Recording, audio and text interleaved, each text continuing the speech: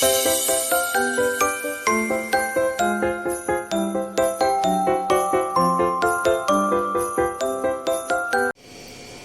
वालेकुम मेरी प्यारी प्यारी यूट्यूब फैमिली, कैसे हैं आप? अल्लाह ताला आपको खुश रखे, आबाद रखे, जिंदगी सेहत तंदुरुस्ती अता फरमाए।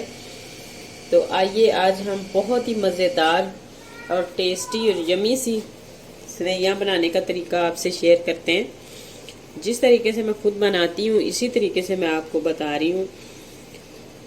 ये है मेरे पास सेवइयां, 1 कटोरी ये सेवइयां हैं और ये भुनी हुई है। एक तो होती है उनको घी में फ्राई करना पड़ता है, बहुत बारीक होती है। ये थोड़ी सी उससे मोटी वाली मैंने ली है।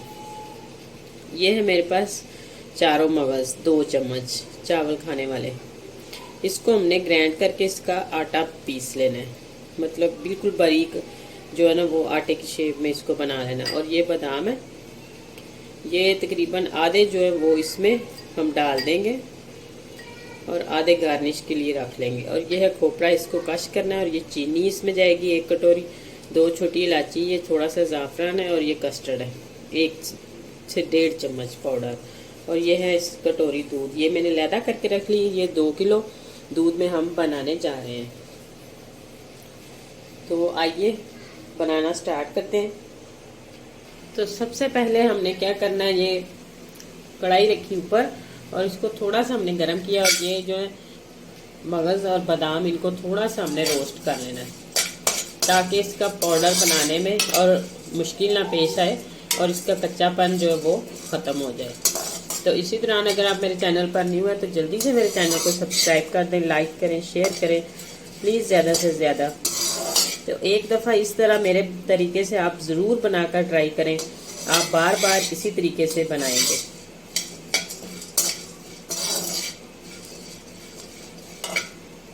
तो ये देखें, ये बिल्कुल फ्राई हो चुके हैं, इस तरह गोल्डन थोड़े थोड़े नज़र आ रहे होंगे आपको।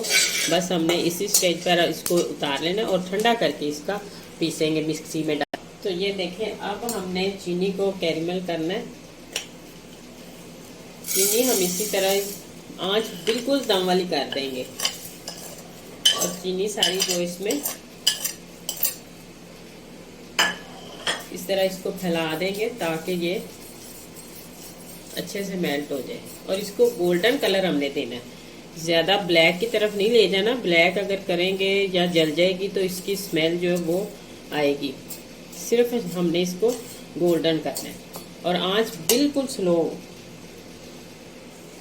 तो ये देखें, इसको मैंने इस तरह आहिस्ता से एक दफ़ा पहले हिलाया और अब ये पिघल रही है इस तरह चीनी, ये सारी इसी तरीके से पिघल जाएगी। तो आपने इसमें आहिस्ता आहिस्ता चम्मच हिलाते जाना है और इस तरह ये सारी मेल्ट हो जाएगी। और ये गोल्डन गोल्डन कलर हमने इसको देना है, ज़्यादा ब्लैक की तरफ नहीं लेके जाना।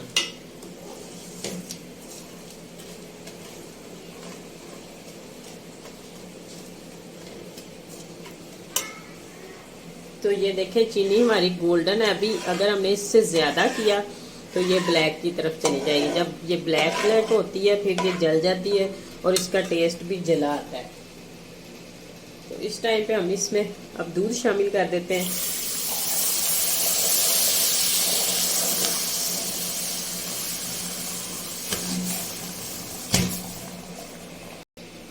तो जब हमने दूध डाला है इसमें तो ये चीनी जो है थोड़ी सी नीचे बैठ गई है, क्योंकि दूध ठंडा होता है, इसलिए ये जब गर्म होगा तो ये खुद ही ऑटोमेटिकली नीचे से उठ जाएगी और पिघल जाएगी।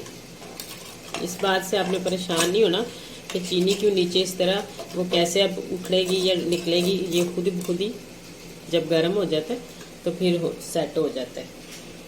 1 किलो मैंने पहले डाला और 1 कप दोबारा डाल दिया।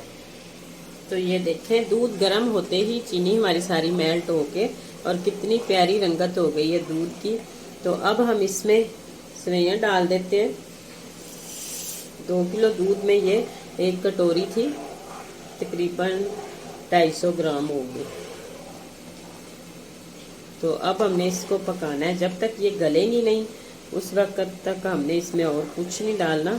आगे चल के बताएंगे कस्टर्ड किस टाइम पे डालना है। तो इसको तकरीबन हमने 5 से 8 मिनट तक पकाना है। तो इस टाइम पे मैं साथ ही इसमें ये 2 इलायची जो मुंह खोल के इसमें डाल दूंगी, और इसी टाइम पे ज़ाफ़रान डाल दूंगी। अगर आपके पास है तो ठीक है, नहीं है तो कोई बात नहीं, स्किप कर सकते हैं, कोई मसला नहीं।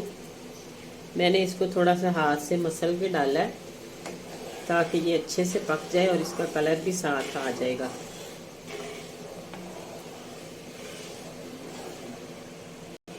तो ये देखें, मुझे 5 मिनट हो गए हैं पकाते हुए, तो मुझे ऐसे लगा कि थोड़ी सी सेवइयाँ अभी कच्ची रही हैं, तो मैंने आंच स्लो कर दी है। अब आंच स्लो पे पकाएंगे तो दूध भी नहीं जल्दी खुश्क होगा और सेवइयाँ भी गल जाएंगी। तो ये देखें, सेवइयाँ हमारी तकरीबन 100 में से 80% गल चुकी हैं। तो अब हमने इसमें इस टाइम पे जो मैंने बादाम और चारों मगज जो थे उनको भून के तो उसका आटा बना लिया था, तो ये डाल देंगे ताकि कुछ टाइम के लिए ये भी अच्छे से पक जाएं। फ्राई हो गए थे, पक तो पहले ही गए थे। तो अब हमने क्या करना है, ये जो कस्टर्ड था और ये कटोरी में जो मैंने दूध रखा था, ये हम इसमें थोड़ा थोड़ा करके मिक्स करते हैं। ये इस तरह इसको अच्छे से मिक्स करके, ताकि इसमें कोई पल्प वगैरह कोई गुठली ना बने, तो अच्छे से मिक्स करना है। इसको मिक्स करके हम इसके अंदर डालेंगे। यकीन माने आप इस तरह बनाएंगे तो आप जो भी खाएगा वही पूछता रह जाएगा कि ये आपने कैसे बनाई है।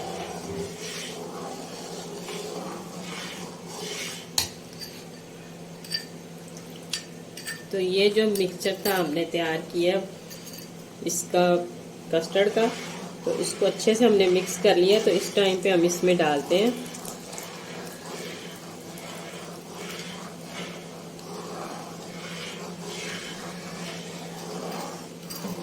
इससे ये क्या होगा, एक तो ये थिक हो जाएगा ज़्यादा दूध, और दूसरा ये सेवइयाँ जो है ज़्यादा नीचे नहीं बैठेंगी। अगर खाली दूध में पकती रहे तो ये नीचे बैठ जाएंगी। लाइट चली गई। तो ये देखें, मज़ीद इसका जायका दुबाला करने के लिए मेरे पास है ये वनीला एसेंस। मैं इसमें 2 से 3 ड्रॉप डालूंगी। इसका फ्लेवर इतना मज़े का होता है, ये बहुत ही टेस्टी लगती है इस तरह। और ये बाज़ार से जो खोए वाली मिलती हैं उस तरह बिल्कुल इसकी शक्ल देखने में तो बन गई है और खाने में भी इतनी मज़े की है ये। तो आप ऐसा करें, इस टाइम पे अगर आपको चीनी कम लगती है तो आप चेक कर सकते हैं, तो 1-2 चम्मच और डालना चाहते हैं तो डाल सकते हैं। और इसकी लुक माशाल्लाह चेक करें, और इतनी मज़े की खुशबू आ रही है इसमें से कि बस मैं आपको बता ही सकती हूँ। आप जब खुद बनाएंगे तो टेस्ट करके ज़रूर मुझे कमेंट में बताएं कि आपकी सेवइयाँ ये किस तरह की बनी है। तो ये देखें माशाल्लाह, इसकी थिकनेस चेक करें। तो अब हम इस टाइम पे इसको बंद कर देते हैं, क्योंकि ज़्यादा थिक होगा तो फिर ये ठंडी होके ज़्यादा ही थिक हो जाती हैं। उतनी नहीं हमें चाहिए, बस इसकी इस कंडीशन में हम इसको बंद कर देते हैं फ्लेम को, और ठंडा होने के लिए छोड़ देते हैं और फिर करते हैं इसको डिश आउट।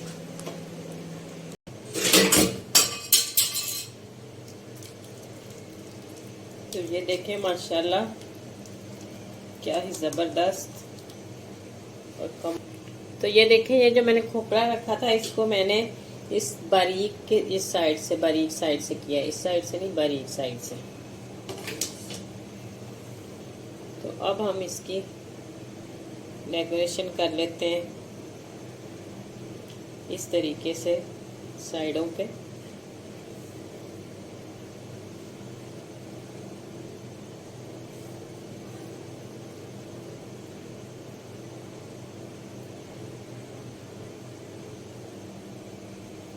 और दरमियान में अब जो है वो इस तरह बादाम। और ये सर्दियों की ज़्यादा ख़ास सौगात है कि इसको गरम गरम इसी तरह थोड़ा सा नॉर्मल टेम्परेचर हो जाए तो इसको खाएं तो बहुत ही टेस्टी लगती हैं। तो अगर आपको मेरी वीडियोस अच्छी लगे तो जल्दी से मेरे चैनल को सब्सक्राइब कर दें, लाइक करें, शेयर करें प्लीज़ ज़्यादा से ज़्यादा। तो आइंदा आने वाली वीडियो तक अल्लाह हाफिज़।